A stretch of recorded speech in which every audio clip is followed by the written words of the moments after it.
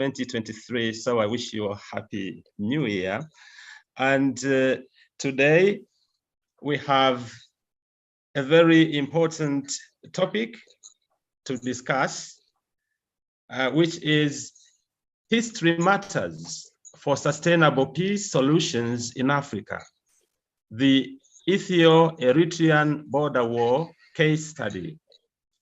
And the speaker for today is Professor Federica Guazzini, and she has a PhD in history of Africa, and she's a postdoctoral researcher at the University of Siena, Associate Professor of History of Africa, the Department of International Humanities and Social Sciences, Università per Stranieri, Perugia, Italy, and co-founder of the University Center for Comparative Area Studies, Asia, Africa, Latin America, etc. And she has got a special focus on the Horn of Africa, and especially on Eritrea and Ethiopia. So what a pleasure having you, Federica Guazzini. Now, before you can begin sharing your slide, as you share, I would like to invite our colleague, Egon Spiegel, for a word that he has to share with us. So please, Egon Spiegel, you are welcome. Please unmute. Thank you, George. Long time this break, and I'm very happy to see you, and also to the perspective to have a lot of sessions in the future. So I would like to tell you that the government of Lower Saxonia will support the coming webinars, but not only this. The government will also support conference at the very end of this year in Tanzania. So George, perhaps you can tell a little bit about this. And so the title is Global Network in Tanzania of Sustainable Peace and Development. And the government will also support our book with the contributions and the articles some of you prepared for this book. And so I would like to invite you to give us further more articles of your contributions. So actually I would like to say we should postpone the deadline, George. I think 2 times we postponed, but this is really a new situation, and probably Springer Nature will also publish these articles.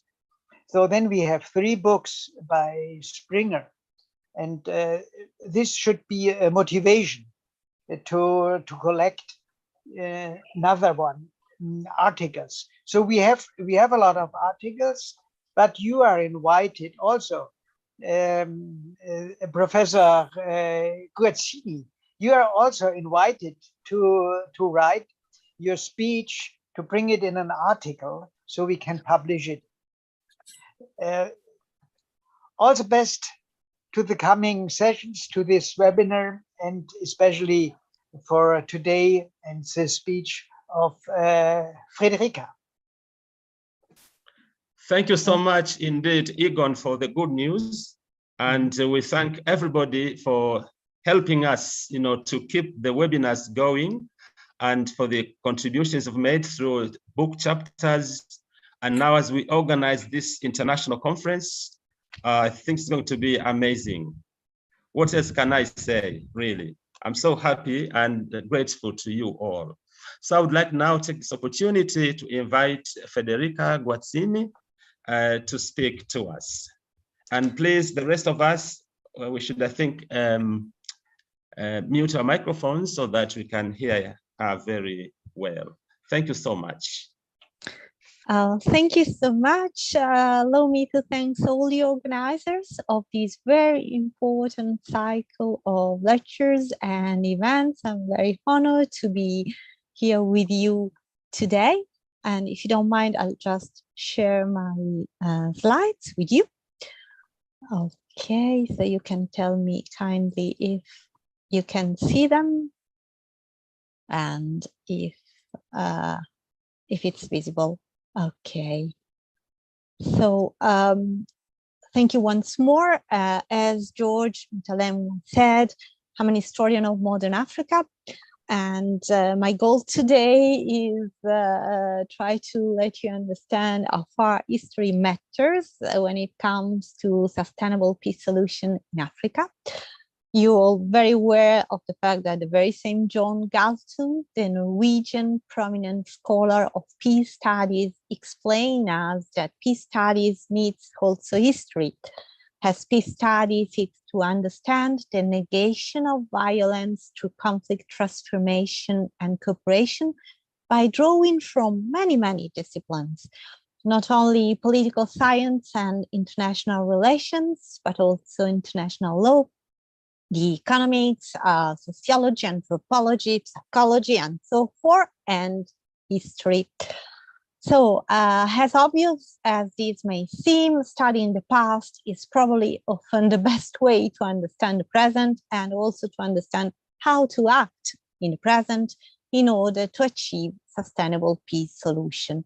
So my goal is here today of introducing you in this topic using a case study such as the Ethiopian-Eritrean border war. Actually, my academic background as an Africanist historian corresponds by and large with the revival of scientific interest paid to the troublesome Ethiopia and Eritrean relation.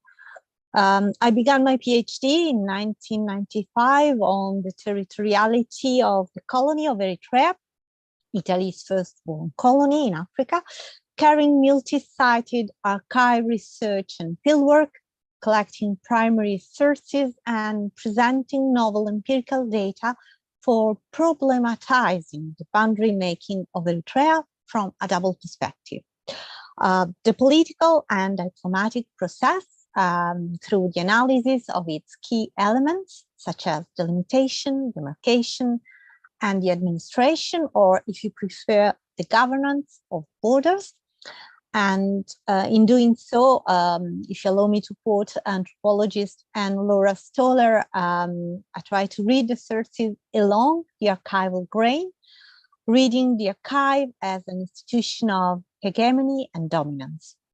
And the second perspective, together this first one, was the focus on the interaction on local communities and their involvement in the multi-layered process of negotiation.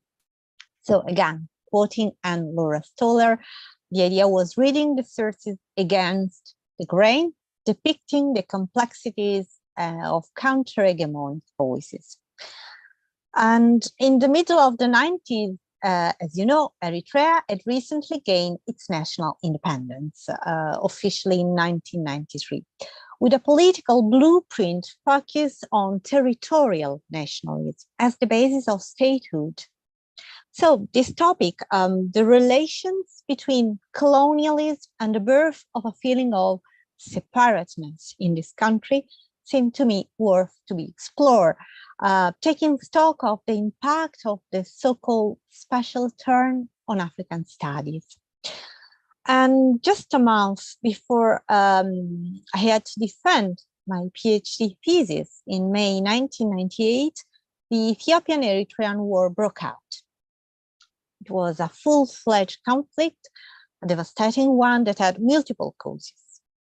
Yet, the parties presented the frontier controversy as its ultimate cause, as a territorial dispute over small strips of land, lacking any resource of evident value along the 1,000-kilometer border.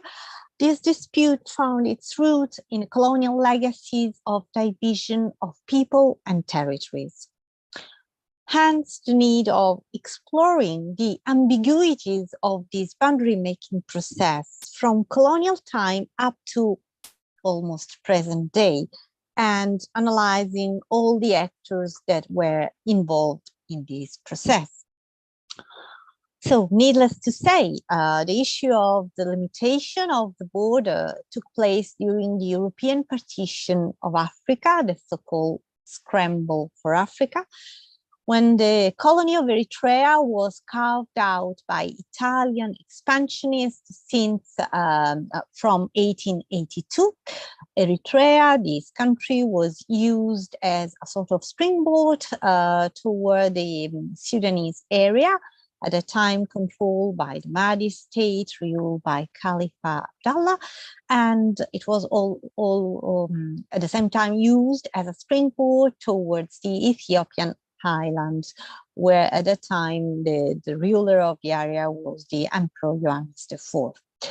So Italy progressively tried to define land boundaries by treaties and maps with the neighboring powers, sharing the most important border, the southern border, with Ethiopia, the African empire that, needless to say, had a vast, important history of statehood.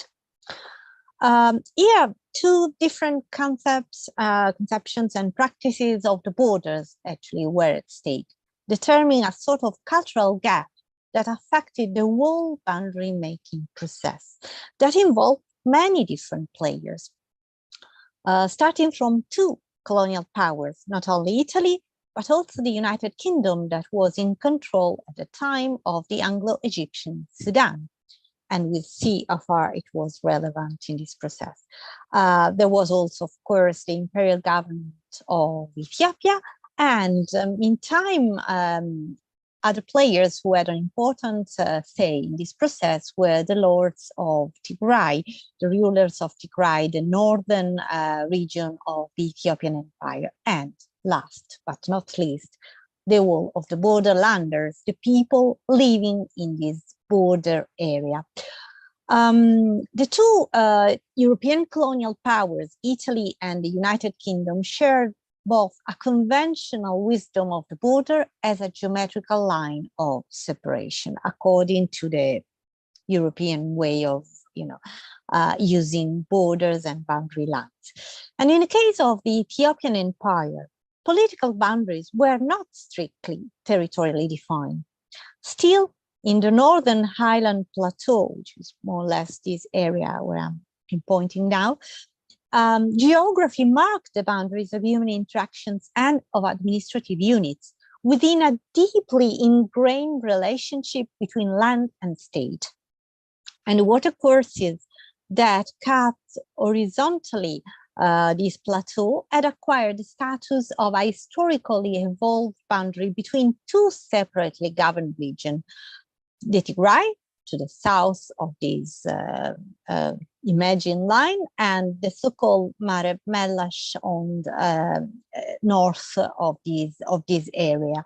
Mare Melash, which meant the other side of the river Mareb, at that time controlled by the Ethiopian Empire under the rule of Johannes IV, at least since 1879. Both parts, Mare Melash and the Tigray, were all parts of the Ethiopian cultural realm, the so-called Abesha. The people shared the same social beliefs, in the majority of them at least. They have a sort of common ethos. Intermarriages were very often practiced, and there were commonalities of customary social uses and perceptions that were shared by all those people. Even if this kind of administrative borderline was actually a key frontier of violence, as the Tigrayan lords used to cross the river, the watercourse, for plundering. And since the 1890s, the Eritrea-Ethiopia boundary process turned out to be characterized by misunderstandings among all the players involved in the process, political miscalculation and intrigues. Just think, for instance, at the 1889 Wuchale Treaty that in the Italian version allow Italy to claim a protectorate over Ethiopia, while these had never been accepted by the African empire. So this is just an example of the political miscalculation and intrigues of the time.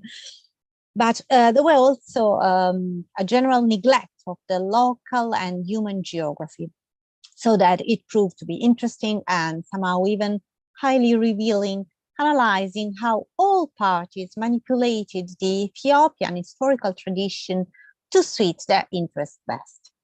And let me also remind that for long, African studies regarding colonial borders focus on two main keywords, that is to say, arbitrariness and artificiality. Today, scholars deconstruct the narrative of lines defined for suiting the interest of the colonial borders in blatant disregard of social entities and ecological partners, to emphasize also how the border communities, the local border communities, were involved in those kind of process, taking an active part, even if as minor player, after the end of European colonialism. Border communities that for long have been defined as partition cultural areas. To quote Professor Aziwaju, the proponent of the theory of borders as hindrances, limits, restrictions between African countries. Well, let's get back to our story.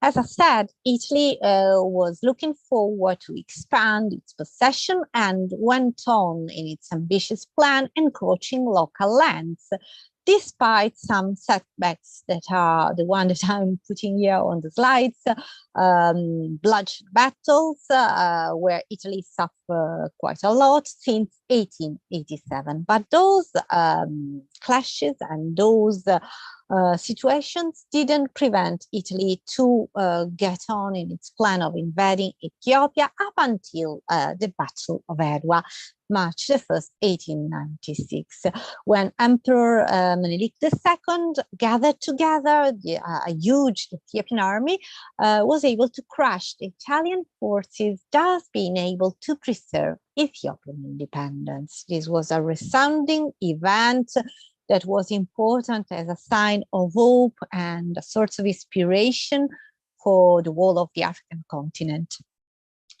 But on the ground, what happened was that the Italians retreated back within the colony of Eritrea, relinquished the expansionist policy, and a peace treaty was signed in Addis Ababa on October 1896, reaffirming the independence of Ethiopia that now was internationally recognized, and meantime, reaffirming Italy's sovereignty over Eritrea.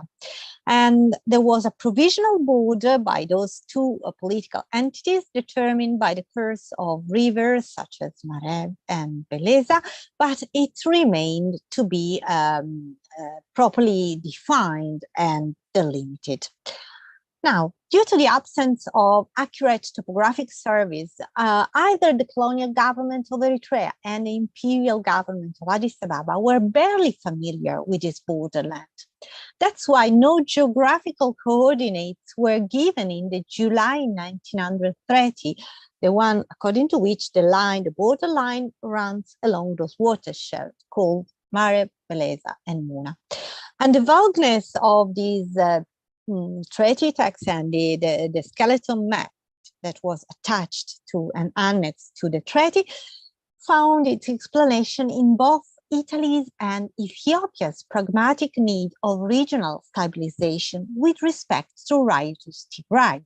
That's why we can talk about a sort of triangular dynamic of power relation among the colony of Eritrea, the core of the Ethiopian empire at that time, Showa and Mara, and its northern region, the northern region of the Ethiopian empire, that is to say, Tigray.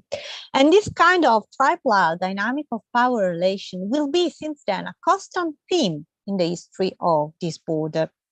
Also because in the aftermath of the Italian-Ethiopian Treaty of 1900, widespread was the delusion among the Tigrayans. But the disunity of the chiefs prevented the preservation of the regional unity inside the Ethiopian empire. Also because Emperor Menelik II, who got 5 million Italian lira as a financial compensation for the territorial losses that have been acquired by the colony of Eritrea with this boundary definition, the emperor was not keen on embarking in a process that could determine territorial gain to the benefit of those in Tigray who were challenging his own leadership. So the situation was quite complicated, but was even more complicated for intertwined communities. For instance, Tigrinya-speaking settled agriculturalists, the agro-pastoralist Kunama, Sao, and both pastoral communities, who were since then officially split, at least on paper. As far as possible, people of those communities participated in the process of adaptation on the line of the ground, and then cope with this new spatial organization with different strategies. Let me clear since now that there were no restraint of seasonal migration or circular migrations, and the usual socio-economic connections went on, because being a paper border, having not yet been delimited and properly demarcated, the border was really very porous. It turned out to be also a safe haven for outlaws, raiders, and rebels for both sides. And thus, this kind of paper border inevitably fueled political tensions between the colony of Eritrea and counterparts on the side of the Ethiopian Empire. Not only it fueled political tension, it fueled also a lot of misunderstandings, because Emperor Menelik II ceded some territories to the colony of Eritrea, assuming that Italy had already occupied them, and this was not the case. So, pending the demarcation of the borderline, local villagers couldn't cope with two distinct territorial jurisdictions. So the people of the zone of the border area were harassed by taxes and fiscal imposition by both sides, Italy from the side of the colony of Eritrea and Ethiopia from the opposite side, while Tigrayan chiefs claimed sovereignty rights by virtue of possession of those territories in areas that now formally were inside the Italian colony. The situation was also very confused because the naming of the rivers and the watercourse in the skeleton map that was annexed to the 1900 treaty were very misleading. The spelling was confusing too, and it was even impossible to fix a point of departure along the Beleza River to the so-called Maimuna. So-called Maimuna because actually any river called Muna hardly ever existed in the area. There were watercourses that had different names given by the local people, the local inhabitants, that reflected different stretches of the same watercourse running horizontally across the plateau. And moreover, another issue that contributed to this confusing situation was the existence of ethno-linguistic enclave, such as, for instance, the Sao people, or a subgroup of the Sao people as the Irob, who converted themselves to Christianity, were peasants, settled peasants that already belonged to the Tigray region and the Tigray area, but now were claimed by the colony of Eritrea. So the problems turn even complicated and confused and turn to politics because of the United Kingdom initiative that was meant to exclude Italy from the Nile area. The United Kingdom fueled some diplomatic incidents, topographic querelles with Italy, and in 1902, it was able to impose a new round of negotiation, territorial negotiation, that remixed the regional map at the intersection of the three borders, the borders between Anglo-Egyptian Sudan, colony of Eritrea, and Ethiopia.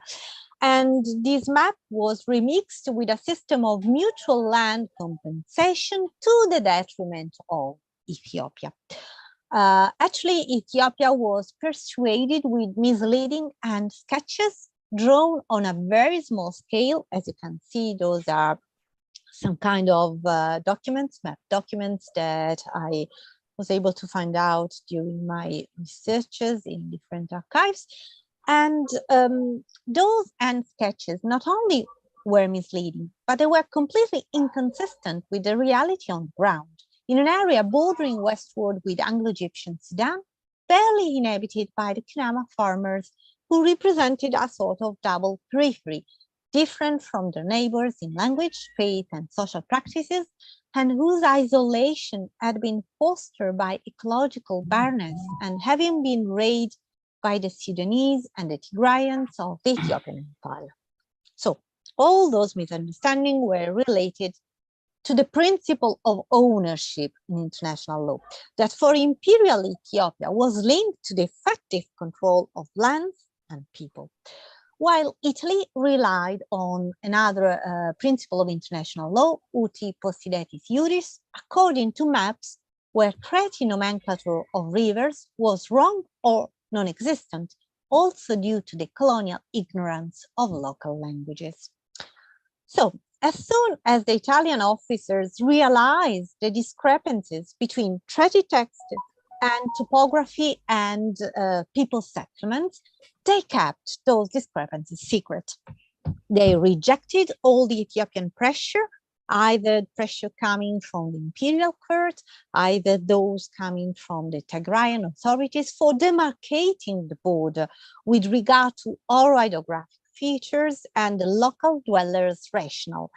The idea, the sound idea from the Ethiopian side was preventing future ideas of enlargement, territorial enlargement for the colony of Eritrea. So Italy refused and started to unilaterally shifting southward the border to encroach more land through fait accompli, recurring to the persuasive function of new maps. As you can see, all this occurred without a deal with Ethiopia. That's why we can say that colonial maps and cartographic knowledge were used as weapons of conquest. And this, the same was done in the last segment of the border between Eritrea and Ethiopia, the one that, according to the 1908 Italo-Ethiopian Treaty, ran parallel to the coast at 60 kilometers in the upper eastern lowland. And those contested segments of the border ran from the western sector to the eastern one, and some were more important from a territorial point of view. I'm thinking about the more than 2,500 square kilometers in the interflow between Gash and Setit, or the smaller but anyhow meaningful contested spot of 450 square kilometers in the Ndeli area, where disputes were related to agropastoral activities and of the Afar people. And remarkably, those spots where treaty wordings and facts on the ground didn't match were still at variance during the 1998-2000 Ethiopian-Eritrean War. The wall boundary was never properly delimited nor demarcated during colonial times, also due to the local groups' reluctance to be partitioned, as well as to the fear of Italy and Ethiopia of a stiff resistance, especially in the Afar lowlands, in the Afar area, where, as I said, conventional boundary line ran parallel to the coast at a distance of 60 kilometers, in total disregard to the Afar's pastoral needs that, of course, were focused on wells and waterholes. So, on the wall, there was no hardening of the border, which was left basically porous to the benefit of cross-border dynamics, and local practices didn't experience tangible changes. No restraints of seasonal use of grazing ground occurred. But far from being passive, the local actors participated in this peculiar bordering process with different strategies: tax evasion, smuggling, poaching, banditry, outright defiance, or those who opted for going to exile in the nearby country. Well, a wide range of coping attitudes that usually scholars refer to with the term agency, a concept that scholars use to redress the historical underminings of the role that oppressed people played in the making of their own history. But let's move a little bit forward. After Ethiopia's admission to the League of Nations, Rastafari Makonnen, at the time the Prince Regent in Ethiopia, insisted for the borders demarcation. Again, Italy refused.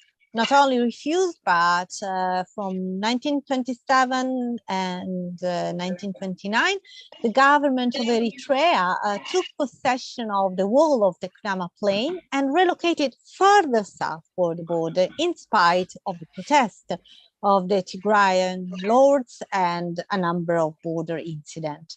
So none of the border lines were really properly delimited nor fully demarcated, and the frontier phenomenology changed according only to the power relationship between Eritrea and Ethiopia.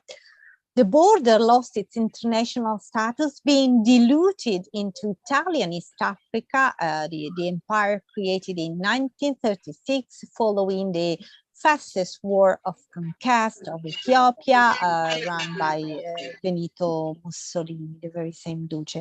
What is interesting here is to stress the fact that all the Italian colonial discourse on this border being important from a geopolitical point of view, being important from a cultural and identity marker and so forth, suddenly were erased, and Tigray was simply annexed to Eritrea. Then the status of the border changed once more when Eritrea was federated with Ethiopia in 1952. You will all remind that Italy lost the Second World War and therefore lost also its African colonies.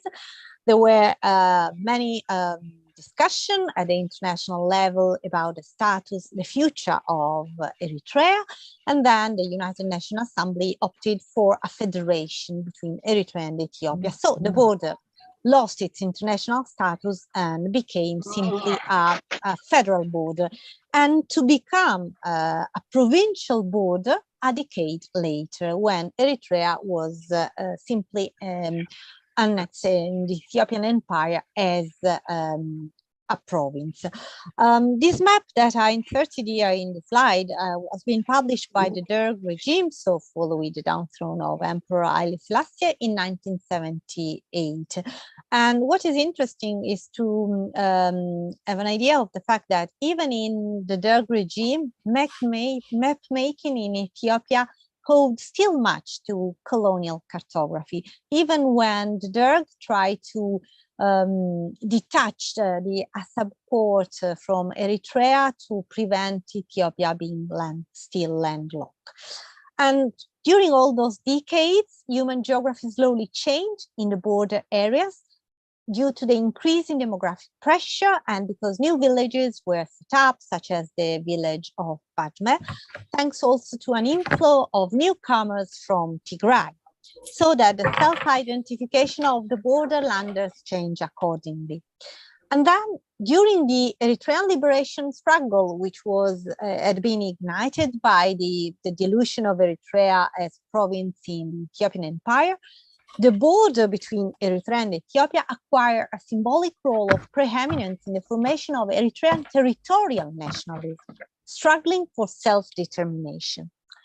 In the Eritrean People Liberation Front discourse, the Eritrean People Liberation Front was the most important and prominent liberation front of Eritrea, struggling for self-determination. In this discourse, the border represented with real and metaphorical value the discontinuity of Eritrea, acting as Italy's successor state, even if the push for independence was slower to take root in some of the frontier disputed areas, where marginalized groups entangled with shifting micropolitics of place, ecological distress, and new competing vision of national identities were becoming more vocal, as in the case of the Kunama, who, being so harassed by the Eritrean People Liberation Front, decided to support the Ethiopian army, while the Afar were more ambivalent towards both the Eritrean People Liberation Front, led by Isaias Afwerki, as well as towards the Tigray People Liberation Front, led by Meles Zenawi. In this period, as some sectors of the border had remained ill-defined, border-related problems surfaced again, especially after Eritrea's independence, de facto in 1991 and de jure officially in 1993. This kind of border-related problems were mainly the form of jurisdictional problems that were dealt with in a framework of political and economic bilateral cooperation between Eritrea and Ethiopia until incompatible bargaining position prevailed, especially when a new map of Tigray was published in Ethiopia that assigned to Ethiopia the contested area of the border. So no wonder that the border skirmish that was the beginning of the 1998-2000 war took place on May 6 in 1998 in one of the disputed spots of colonial times, such as the dusty settlement of Badme in the western sector of the border, administered by Ethiopia, but shown as part of Eritrea according to colonial maps. Badme became immediately the symbol of national identity and honor, and its location during the war acquired a great significance. It led to the definition of the aggressor, or at least of the state which violated the internationally recognized border. Once again, Eritrea based its premises on the sanctity of the border drafted by colonial treaties in continuity with former colonial powers, while Ethiopia argued that long-term administration of the borderland constituted ownership and therefore should prevail. As you see, contesting political space was about defending sovereignty.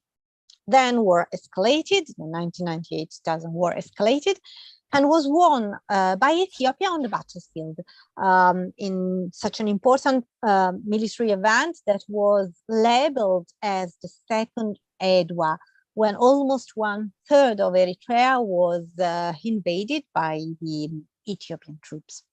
And the war, of course, was very dramatic, especially for the sufferings of the borderlanders, the thousands of casualties, internally displaced persons, deportees, the economic losses. The same village of Badme was destroyed.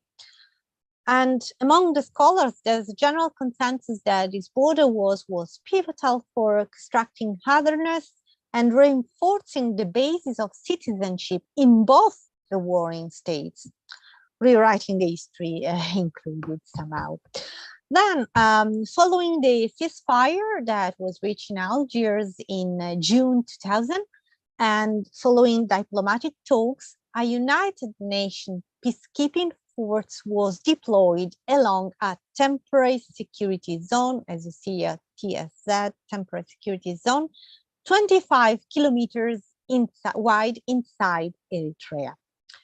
The two warring states mandated a special commission named Eritrea-Ethiopia Boundary Commission to delimit the precise location of the frontier and the pertinent colonial treaties and applicable international law, committing themselves to accept its ruling as final and binding. But this commission, the Eritrea-Ethiopia Boundary Commission, passingly relied most on colonial treaties with no awareness of their unreliability, as well as of the contested story of the border. That's why the outcome was so disconcerting, cutting communities and villages in half and depriving farmers of access to pasture. The Eritrea-Ethiopia Boundary Commission didn't gather data on ground surveys and didn't take into account the principle that the people of the affected areas have the right to be consulted over the state to which they were to belong. The commission even failed to mention Badme, the flashpoint of this war, as the village didn't exist in colonial time, but anyhow decided to award it to Eritrea. So this contradictory boundary making process was done, it's easy to understand, at the expense of the local inhabitants of the border areas, who feared being definitely divided by a boundary that was meant to leave pools of people as minorities on both sides of the border, so that people of different districts, as I mentioned, the one in Badme or the one of the Europe district, called for Ethiopia's action to redress this situation. And then Ethiopia refused strict enforcement of the limitation decision, while Eritrea tensed up.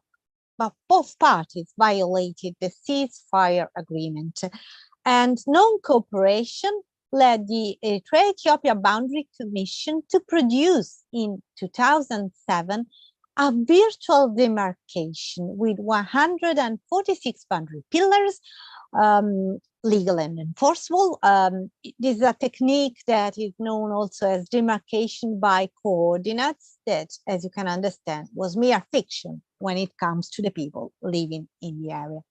So failure to implement a border setting determined a stalemate, and the border remained heavily militarized, preventing cross-border interactions among the people. Occasional skirmishes took places, such as the one in July 2016 in the Sorona area here, where hundreds were killed in a skirmish. And therefore, the situation was a no peace, no war situation, a deadlock. And if the rationale behind boundary making was peacemaking, this was a utter failure, exacerbating the dispute. And then a combination of factors such as new international and regional dynamics, the encouraging role played by the United Nations, the African Union, single players as China, the United States, or even the European Union, which was focused on preventing migratory flows and therefore seeking for stabilization in the Horn of Africa. All those new international and regional dynamics, coupled together with years of silent diplomatic undertakings and the new policy carried out by the Ethiopian Prime Minister Abiy Ahmed in his own country that was facing domestic turmoils, the combination of those factors was able to the achievement in bringing peace. Now, besides some bombastic words such as those of Ethiopian Prime Minister, who said there is no border between Eritrea and Ethiopia, the border has been demolished and replaced with Bridge of Love.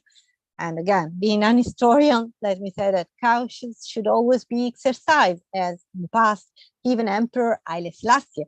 But even the same Eritrean president, Afewerki, attested the difficulties of separating Eritrea and Ethiopia by a sort of border wall.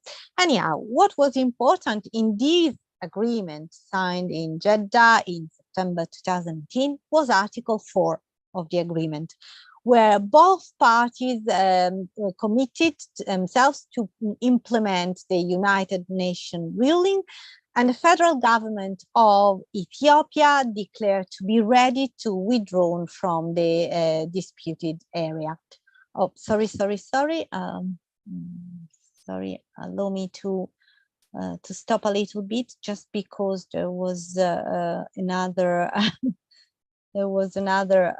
call behind my presentation. So sorry again. Here we go. So after this very important and remarkable agreement, weeks of rapid rapprochement follow, characterized by the reopening of border crossing that were celebrated by emotional family reunions. Think, for instance, that there were families that didn't meet for almost 2 decades, and so it was so important to have the possibility to find themselves face to face one more.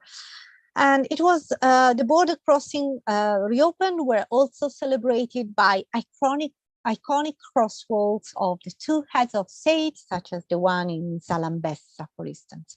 Since then, persons and commodities went unchecked on both sides of the border, including Eritrean asylum seekers, many being women and children willing to be reunited to their relatives in the United States of America or the European countries. 4/5 of the Eritrea asylum seekers were women and children, and in just 3 months, some 275 persons crossed the border from Eritrea to become asylum seekers. And meantime, there was also a sort of economic boom in the area, because this opening of the border greatly benefited Tigray's economy, so that the border gained a sort of symbolic value of conduits and opportunities, to quote classical work in African border studies. Unfortunately, all this lasted for a handful of months, as in December 2018, Eritrea reintroduced restrictions and limitation at the border crossings, while Ethiopian Prime Minister was awarded the 2019 Nobel Peace Prize.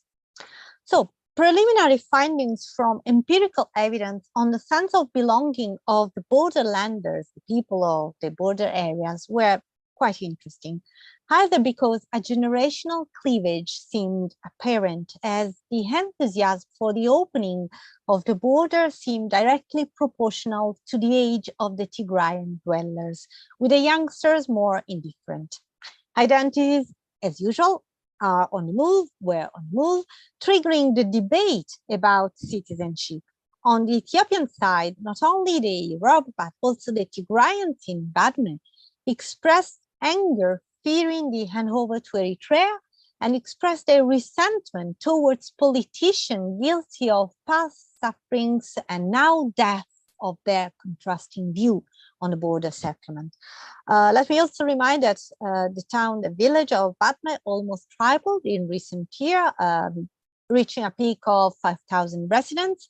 And there's also a memorial tombstone that has been erected to the memory of the fallen Ethiopian soldiers during the 1998-2000 border war, that has been erected at the entrance of the town. So highly symbolically, as you know.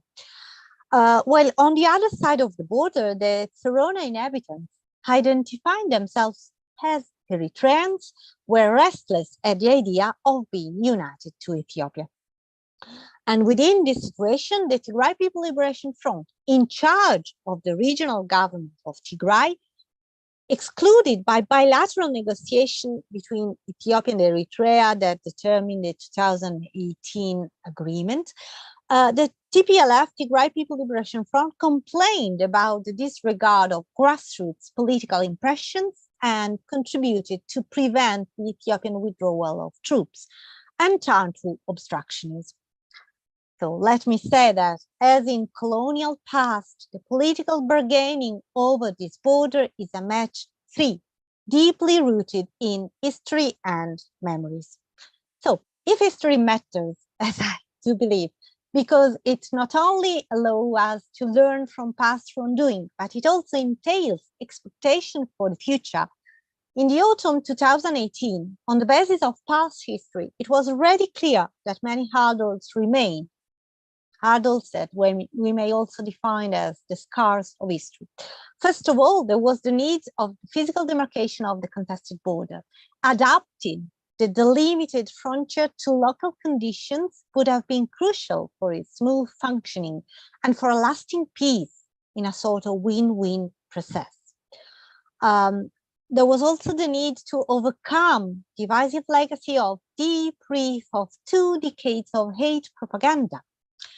Through a constructive dialogue within high-level joint committee in give and take negotiation to make sensible adjustment to the unworkable Eritrea-Ethiopia Boundary Commission delimitation, taking in concern the rights of the borderland residents who should be actively involved in practicing rebordering about unresolved problems of interpretation by mutual agreement in the course of demarcation, even on a location-by-location condition. Then there was also the need to coordinate redeployment of troops and demobilization, as well as the short and medium-term aids for border custom, border posts that should have been adjusted to reopen transnational exchanging fostering integration in tune with the African Union border program. And last but not least, there was the need to prioritize human rights of Eritrean refugees who were straddled in northern Ethiopian camps, preventing their involuntary return. But the voices for a bottom-up bordering process with flexible arrangements to local innovative cross-border practices were sadly prevented by the armed conflict that erupted in Tigray on November 2020. An armed conflict that was somehow a result of a political deadlock between the Tigray People Liberation Front and the federal government, ostensibly for the scheduling of the regional elections due to COVID-19 pandemic. Despite being depicted by Addis Ababa as a law enforcement operation against the Tigray People Liberation Front, the spillover effects were immediately apparent of this new war, as evidenced by tensions along the Sudan-Ethiopia border, but mostly at the Ethiopia-Eritrean border. The crisis might somehow be constructed as a sort of byproduct of the 2018 peace deal, Eritrean-Ethiopia peace deal, that provoked frictions between the Tigray People Liberation Front and both the Ethiopian and the Eritrean leaderships. Within the complexities of reasons that triggered this crisis, this war, the Ethiopian Prime Minister Abiy Ahmed mentioned also the Tigray People Liberation Front's filibustering on the federal decision of accepting the Algiers Agreement and the border verdict, thus preventing the implementation of the boundary ruling. And the same assertion were somehow echoed by Eritrean President Isaias Afewerki, who had always ascribed the hostile relationship between Ethiopia and Eritrea to the policies of the federal government dominated by the Tigray People Liberation Front. And addressing the Ethiopian parliament, Prime Minister Abiy Ahmed acknowledged Eritrea's involvement in support of the Ethiopian National Defense Force along the Eritrean southern border, but probably well inside Tigray. So after 2 years, finally in November, last November, a peace deal was signed. But in northern Ethiopia, the conflict in the Tigray, Amhara, and Afar regions has had a devastating impact on the civilian population. Significant parts of the Tigrayan population remain displaced and without access to desperately needed humanitarian assistance. And many in Tigray feel the deal's entrenched impunity, downplay atrocities, and ignore the roots of the violence in such a turbulent and troubled region. And without addressing the need for social healing, it will be impossible to achieve long-term recovery, stability, and the security of the regions. Also because the Eritrean troops are still in Tigray, or at least are still deployed along the border, and therefore the border issue is still pending. There remain the daunting task of hammering out intractable political issues such as agreeing on this border, which is only one aspect of sustainable peace in the Horn of Africa. Of course, time will tell if this tragic situation in Tigray, the Tigray war, might also be read as a byproduct of the 2018 peace deal. But let me conclude in quoting a French philosopher, Etienne Balibar, who used to say that we would need time to illustrate how far the slightest bend of a border may have tragic repercussions.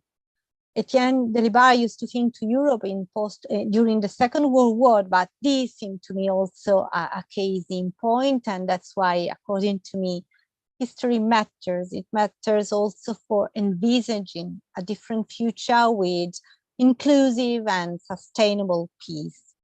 Thank you so much.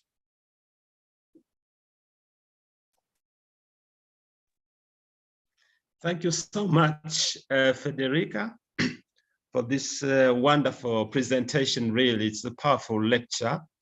These wonderful maps, and you can see people are clapping for you already. And so this has been really very moving, and we have lots of things that we can actually also relate, the situations with different, border, conflicts, etc.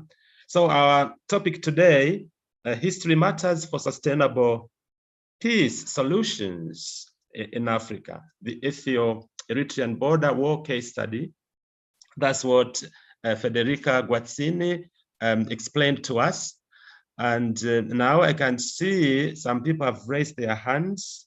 Maybe let's start with Afiz. Afiz, you have a question, please proceed. Thank you so much. I'm glad to be here. And it's a good thing for having this webinar series. Be more enlightening for us to do more research on border.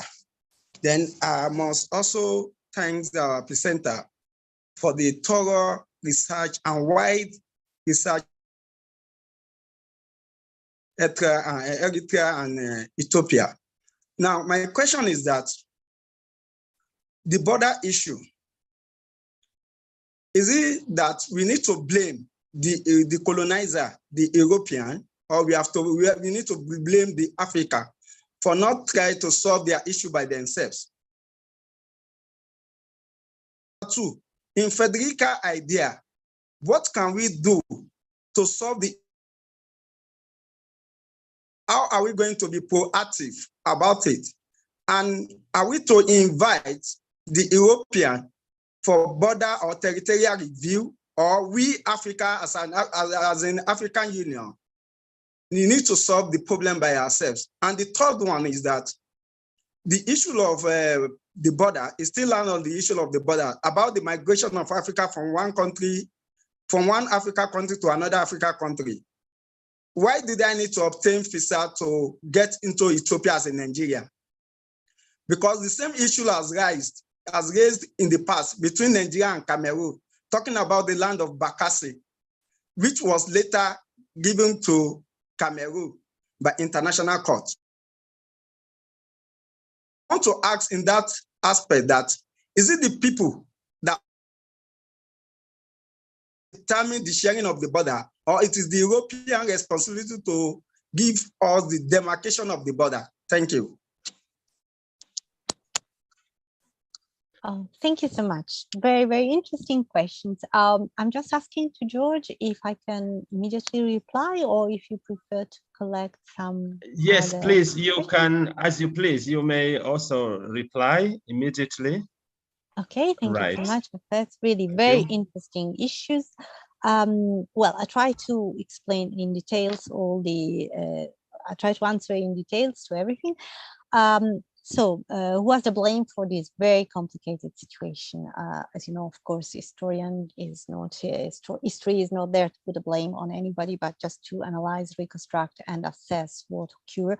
But as far as I try to explain in the short time I had for this presentation, first of all, Italy had a huge responsibility in colonial times, because Italy violated the very same treaties that it undersigned with the Ethiopian Empire for encroaching, for relocating southward the border, for his expansionist policy, and therefore to gain more land.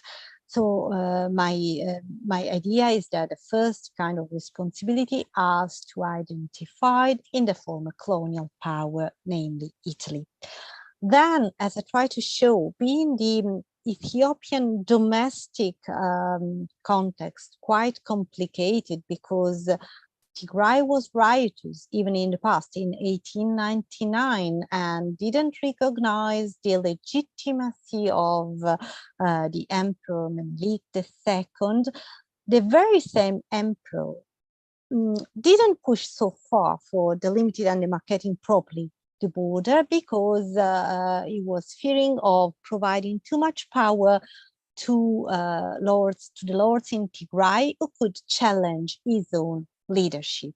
Therefore, we are also to take into consideration that domestic political needs from the Ethiopian side contributing somehow in some moments to avoid the demarcation. But then decades later, when he was Prince Rastafari Makonnen, before becoming the emperor as Haile Selassie, tried again to demarcate the border, so to avoid all these confusing situations. And as far as Ethiopia entered the League of Nations, this was even one more reason for implementing the treaties that Ethiopia signed with Italy for the colony of Eritrea, as well as with the Anglo-Egyptian Sudan, so with the United Kingdom. And this again is another very troubled and contested border.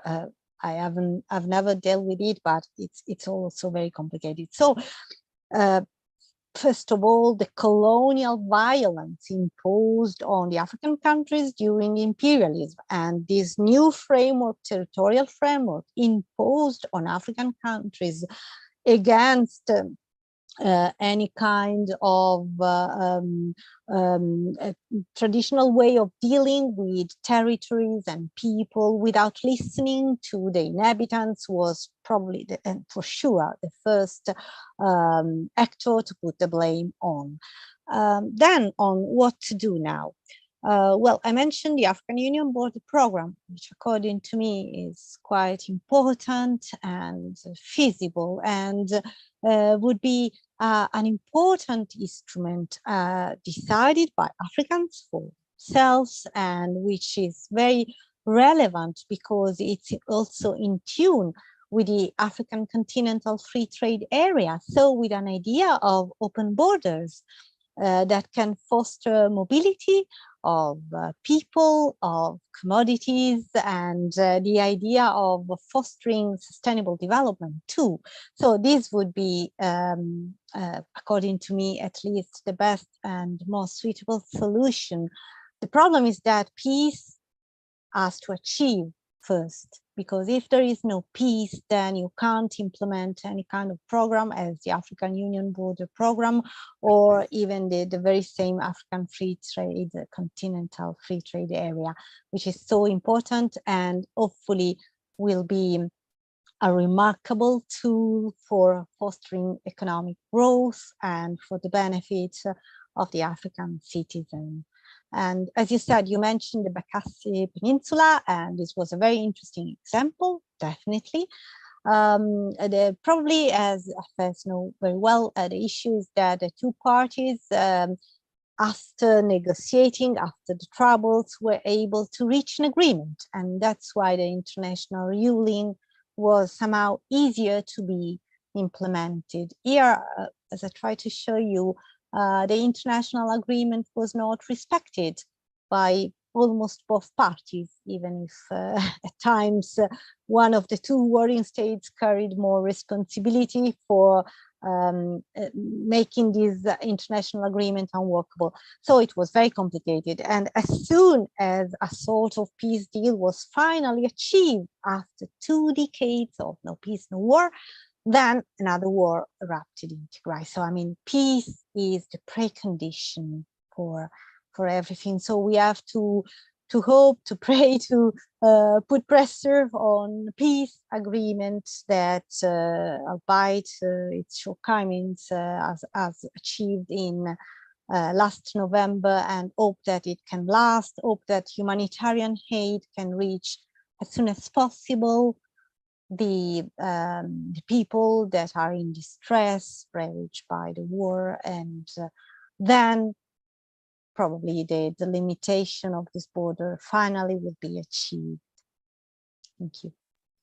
Thank you so much. Shall I just greet very warmly my colleague Christine Smith-Simonsen. It's such a pleasure to see her here from such a long time. Hello, Christine. Hello. Sorry.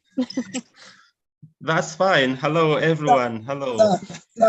Lisa, what about the issue of the visa-free in Africa?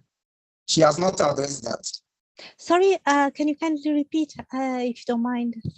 What about the issue of? The visa-free issue in Africa. I said, as in Nigeria, why did I need visa to go to Ethiopia or any African country? Yeah. Okay. This is again, in this sense, again, peace is the precondition for this kind of arrangements. I mean, unless there is peace, unless there is stability, the free movement of people or any kind of regulations can't be properly implemented. The border area has been heavily mined. So again, this is another issue that has to be solved for avoiding children and everybody risk their life in the minefields. And I mean, much has been done, but peace is really the precondition to do everything. Thank you. Thank you. There is actually a question in chat. How active is the African Union Borderlands program? Any comment on that? Again, good question. Thank you very much. Well, it depends again. I mean, the African Union Border Program is, according to me, a smart program, and it can work quite well. Then everything depends on the context where this African Border Program is applied, or is implemented. For instance, it has worked quite well for a long time, even in the Sahel area. In Burkina Faso's border, there were programs such as the African Union Border Programs and other international programs to foster the viability of border posts, to let them become simple places to cross the border, to avoid long queues, and to be able, for instance, if you are petty traders, to cross the border and go to the near market town, across the border without losing a whole day long for, check the documents and having entry permission and so far. And in this sense, it is very, very important. Generally speaking, the African Union Border Program suffer a little bit, as well as the whole African Union, from the issue of funding. And this is a big problem, as you know, in many international organizations. So as far as the African Union will be able to even attract more funds or be able to cover all the cost of these important programs, their implementation will be really very smart. Thank you so much. Any other question? Helen raised her hand. Okay, some please. minutes ago. I see, I didn't see it. Helen, please proceed. I know it's past midnight in Australia. Helen? Oh, where is she?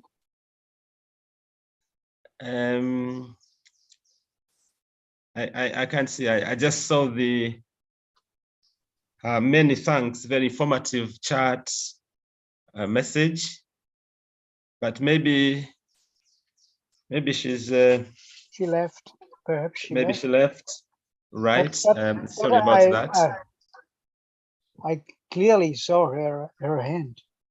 I see. Oh, sorry. It was just a congratulatory hand saying splendid presentation. Okay. Yes. Thank you. Thank you so much. Thank you so much, Helen. And I have a question probably that, of course, it's about the fragmentation really of some countries here in Africa. And Nyerere, the former president of Tanzania, actually really criticized this tendency of having, countries breaking up into pieces for various reasons. And while we are trying to see that we can unite, extend our cooperation with different countries, even across continents, we form a global partnership, but we have, a challenge where we have small kind of states within a government, within a state, that are kind of breaking up. For example, now in Eritrea, in Ethiopia, we have this Tigray Ethiopia conflict, So of course, Tigray is part of Ethiopia, but it seems they are trying to go the way of Eritrea. So probably eventually you have this part, splitting from the main Ethiopia line. So this tendency is quite worrying. Any comments on that, please? Yes, thank you very much, George. It is a very important point, the one that you raise, and definitely one cannot but agree with former President Julius Nyerere. And again, the fragmentation or balkanization, as for instance, the president of Senegal, Senghor, used to said, was again a legacy of colonial imperialism, a poison legacy left to the African countries. Well, how to go with these? The African Union is working well, I mean, in creating this huge economic area that can be also a precondition for a larger vision and the aspiration 2063, I mean, to have a peaceful and united Africa. What is important is that, I mean, difference exists everywhere in the world, and identities do exist. The important issue is trying to protect the rights of minorities, even within large and big states. And whereas democracy allows to protect the rights of minorities, there's no need of waging war in order to, to protect their own rights, or even to be ready to express their own political vision, because in democracy, I mean, political visions can be plural. Needless to say, everyone has to be respected, and the minority rights have to be respected. So even if African countries are plural by definition, somehow a plurality can be a strength, not a point of weakness, provided the rights of everybody are granted, and especially of minorities. Thank you so much. Egon, please. Federica, please allow me to transfer the area of our discussion and to use your expertise for for a problem we have in Europe just now between Ukraine and Russia. So this is also a little bit a border conflict, not like Eritrea and Ethiopia, but with also a border conflict and a war. And my idea is actually this is really an attack of Ukraine, no question. I think so. By Putin and Russia, but I think perhaps there could be a solution. And I'm just now writing an article. I want to get an answer by you, and perhaps support. My idea is that Ukraine is a federal system, like Germany and other countries. And in the past, the central violence of the central power of Kiev didn't accept enough the Russian speaking area. So this is very often a problem also in China. The one point is to support this area, but with a price on deficit autonomy. So should I support? Should I not support? It's very, very difficult. I think in the future, this is the main problem of countries, to balance out central power and regionalisms.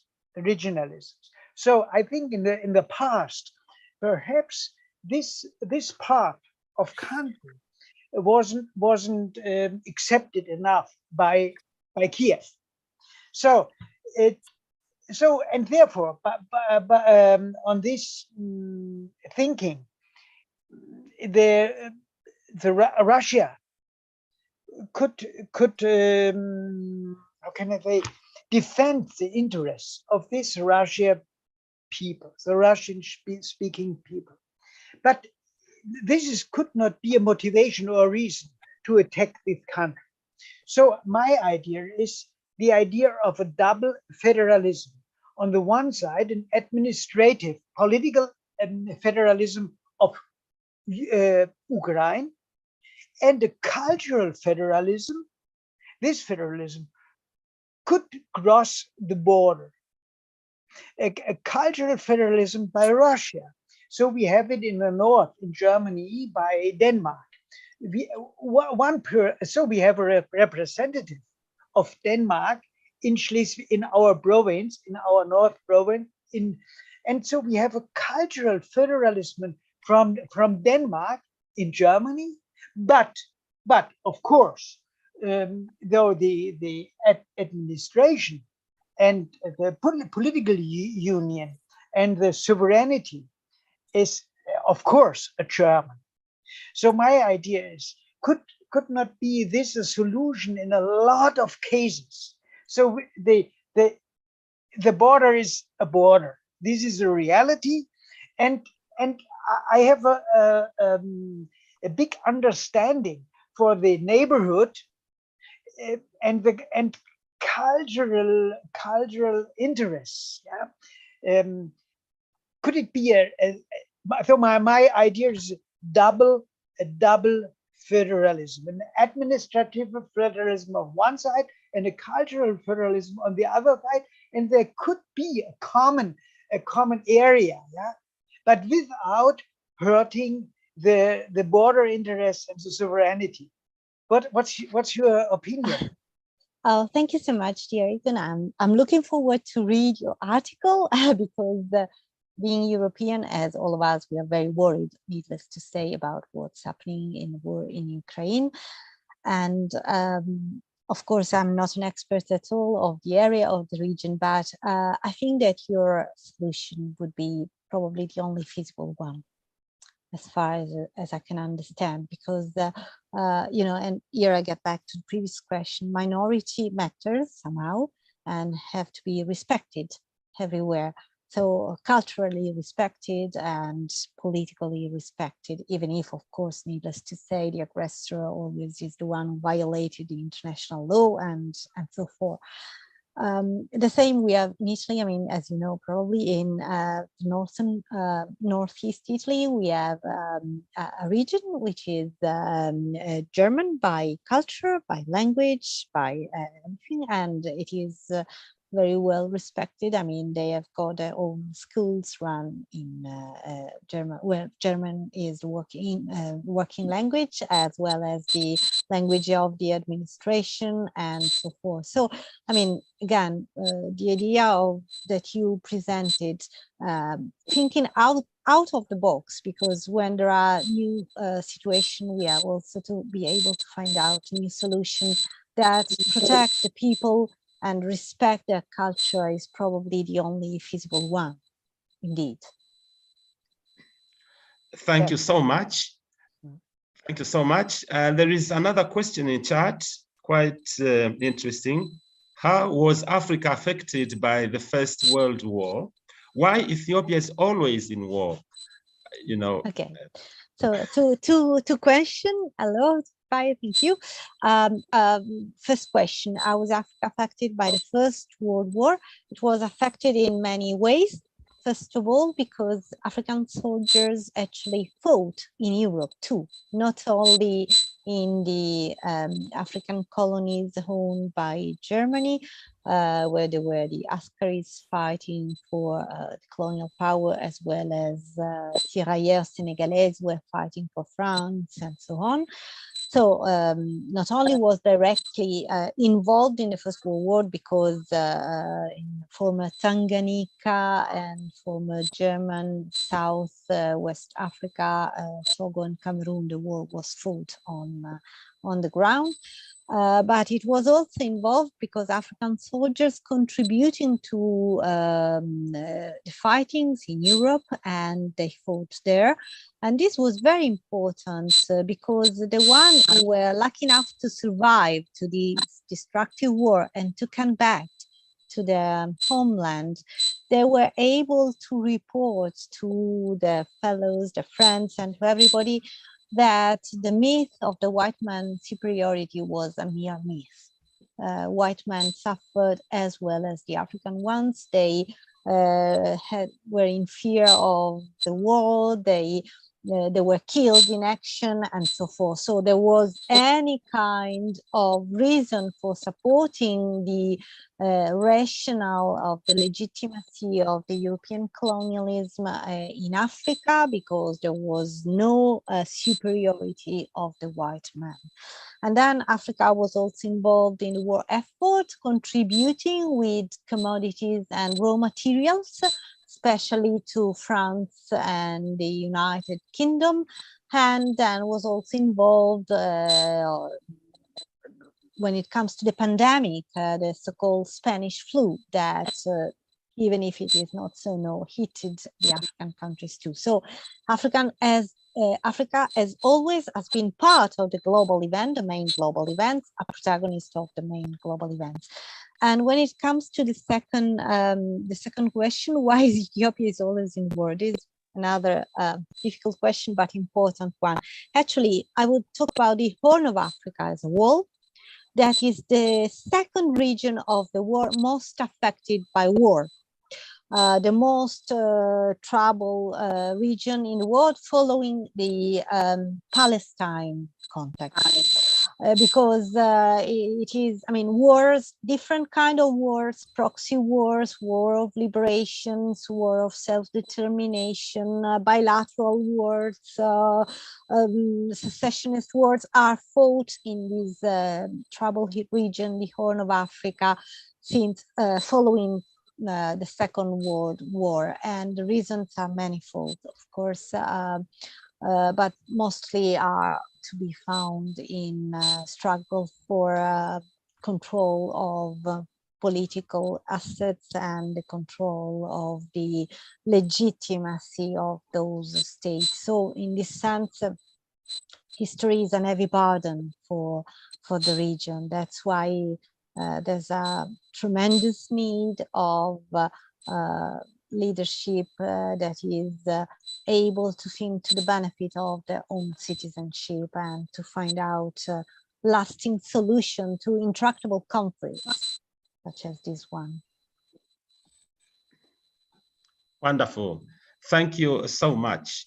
Now we are closely coming to the end of our webinar for today.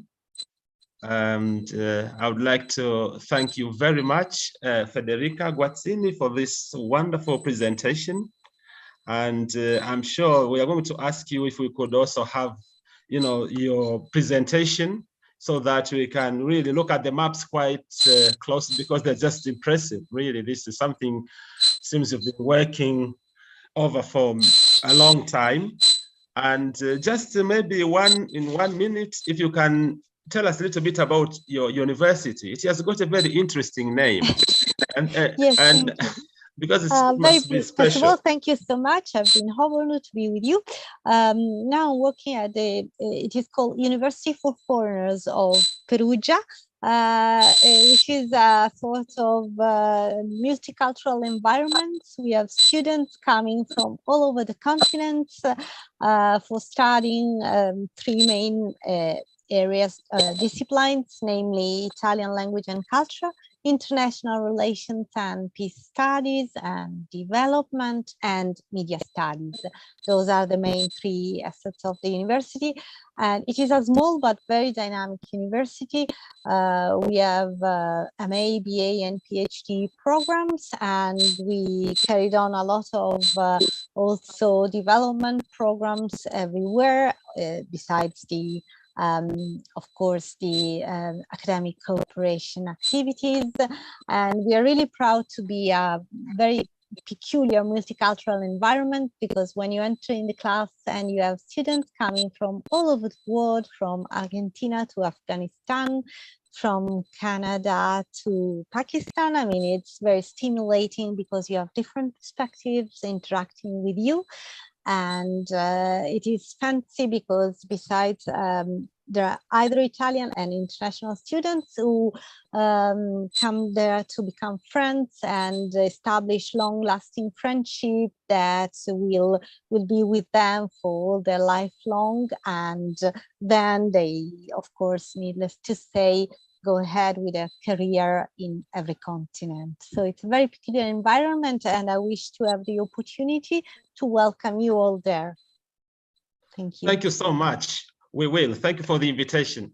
Thank you very much indeed, everyone. Nice to see you all again. And for the new ones, you are most welcome. We'll be joining us again next Wednesday. So all Wednesdays we'll be meeting. All the best. Bye-bye. Thank you so much. Thank Bye-bye. you, Federica. Thank you, George, for moderation. Thank you so much. Bye-bye. Bye-bye. Bye-bye. Thank you. Bye. Bye-bye. Thank you.